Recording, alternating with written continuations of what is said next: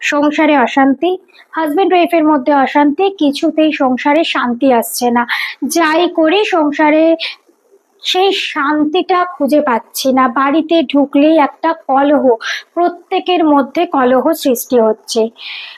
Colour আমাদের লাইফে একটা বড় পার্ট।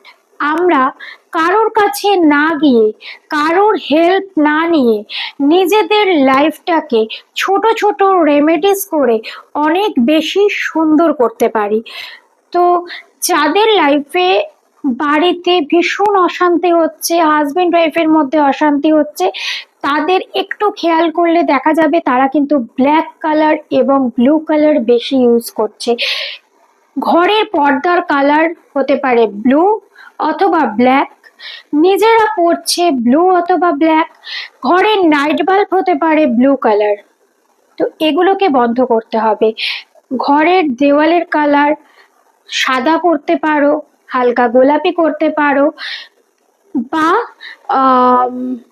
আইভরি কালার করতে পারো। এই কালারগুলো করবে এবং নিজেরা সবসময় গোলাপি কালার বা সাদা কালার ইউজ করবে।